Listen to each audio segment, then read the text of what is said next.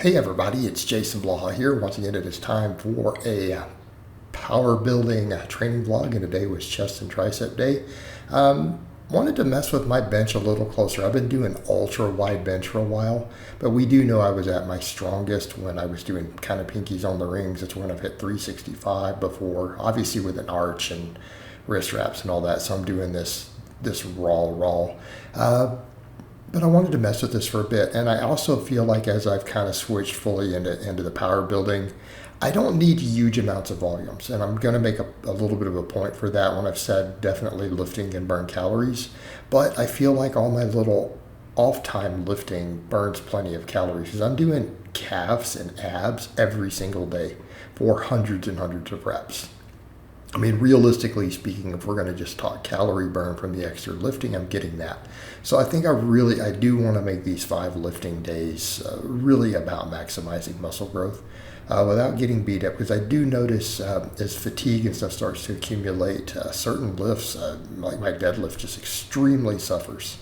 And so again, for me, when the grip has been giving out, that was a bit of an issue, it's a sign that my system is not fully recovering. So I do think something closer like 6 really high quality work sets. Now keeping in mind, if I do that, I'm not going to count benching as triceps and pull-ups as biceps and so on, right? So we're not going to count it as arm work. So I do need to make sure I get 6 sets for triceps, biceps. I need to make sure I get 6 sets for side delts every week. So my shoulder day is still probably going to be a lot of sets, but keeping in mind 3 different heads. And again, we were getting splash over from the other days. But I think we need to keep that in mind. There's always going to be splash over. Do pull-ups work chest a little bit? Does overhead press work chest a little bit? Of course it does. But if we're going to really look at 6 quality sets, not counting the singles, I'm not going to count training maxes for power building as sets either. Then it starts to make sense that, yeah, it actually still works quite well on a split routine, and it's more volume than people would think it is. It really is coming in and doing at least 12 sets on on most of the days, all 5 days. So today, though, I've been doing incline. I just felt like changing it up today for my second lift. I've been doing bench. We still do flat as the primary, of course. I just wanted to mess with some reverse grip bench. It's nothing special. It's not that I felt that it's going to bring something magical to the table. I just wanted to do it today. And then next week I'm going to work the incline back in. I also wanted to make sure my shoulders were going to feel okay after doing that slightly closer benching.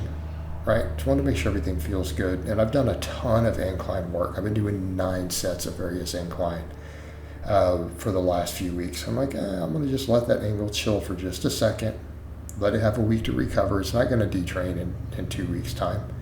And then I think next Monday I'm going to really come in and start pushing the incline really hard again. So it really is going to be flat bench and incline. But also, if I'm going to do that top single, I do feel I need 3 sets of the flat bench.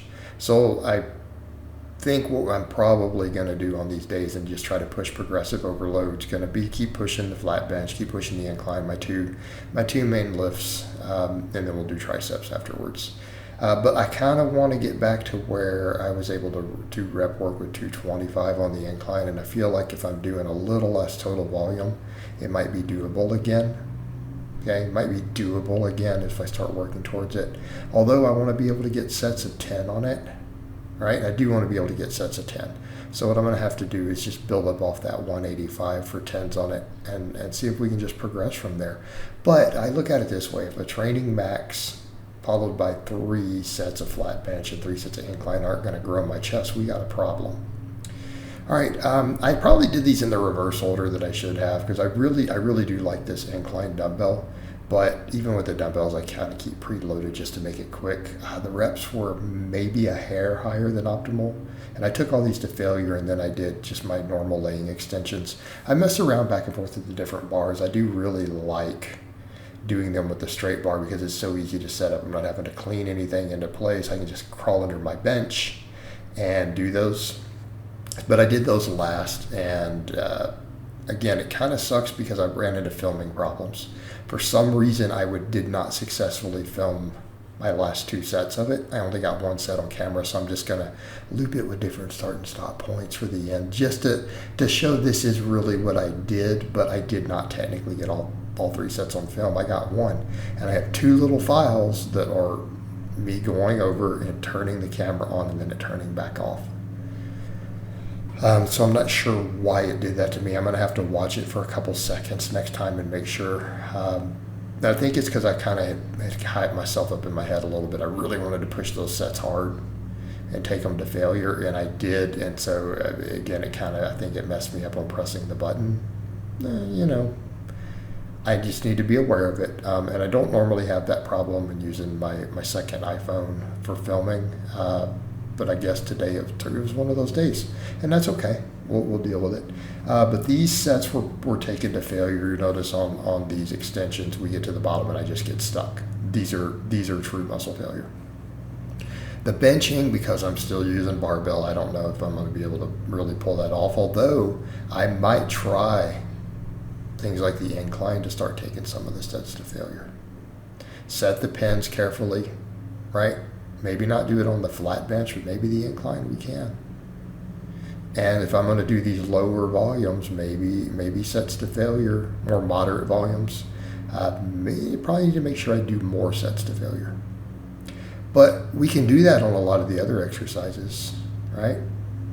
Can I do it on glute ham raises and reverse hypers? Yes. Can I do it on belt squats, leg extensions? Yeah. Pull-ups, dumbbell rows, curls? Yep. Well, that's all really doable. I think I can do the same thing on all the shoulder movements. So the only thing I'm really worried about is going to be the benching, chest presses, because I'm not going to squat to failure. I'm going to do machines. Right? We're just going to do squats for heavy singles.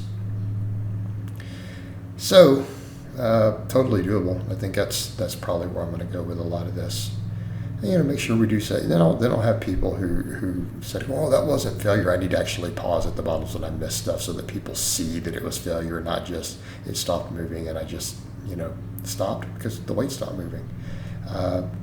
Because it's kind of funny. I do that and people say, you didn't go to failure, and I literally went to failure. The weight stuck at the bottom of the lift. These were kind of similar because you got to see it grinding, but the other 2 I took them to where the form broke. Like I had to kind of grind through and shift form to lock them, which is failure, right? If you have to cheat on a rep, you failed. That is failure. All right, guys, but that's really all I have to say on that today. I hope it's been informative, and I will talk to you guys and gals next time.